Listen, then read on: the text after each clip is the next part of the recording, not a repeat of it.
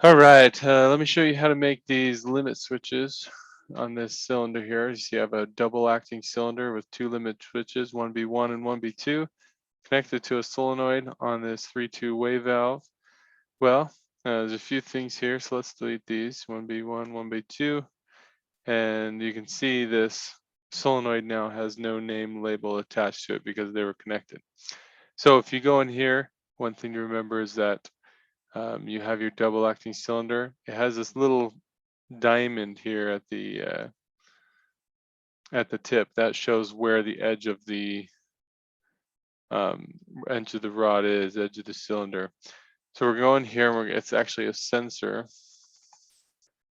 And if you go to these sensors, these proximity sensors, various sensors, other sensors, there's a sensor reference here.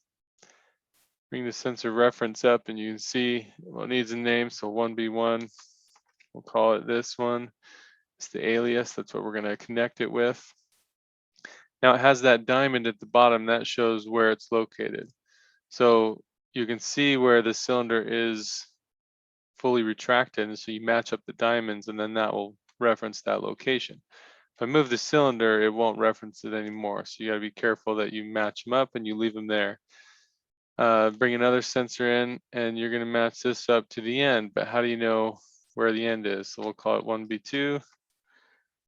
How do you know where the end is? So you go in here and you double click on the double acting cylinder.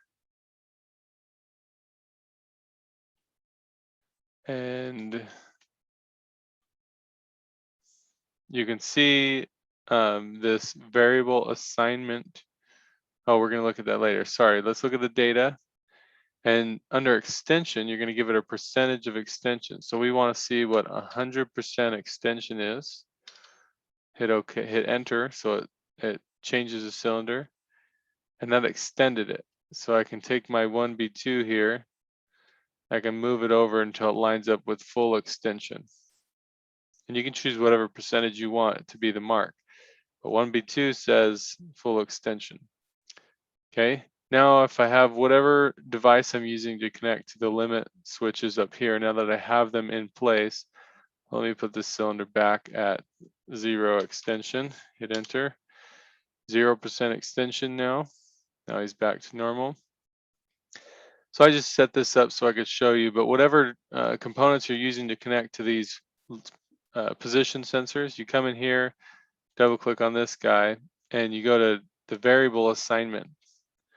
Now, the name I had there is this question mark LS for like a limit switch. See it here? So I'm going to click on that on the left side, and then I come over here to the compatible simulation variables. Well, I have a 1B1 and 1B2 that I have created. So I go 1B1, double click on it, and it assigns it to the one you have selected, and it shows up here on the left. Okay, now I go to this one on the right, double click on the DCV valve, the DCV variable assignment. I go to where it says LS for limit switch. You can see that's what it's labeled currently, this solenoid. So I want to make sure it's selected on the left. Then I do 1B2, double click on it, and it assigns 1B2 to that limit switch. And I can say okay, or just exit out.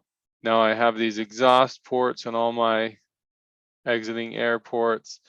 And this system I set up should, when 1B1 is detected, it'll send an impulse to the left side of this 5-2 impulse valve. So let's try it, hit play, and there it goes.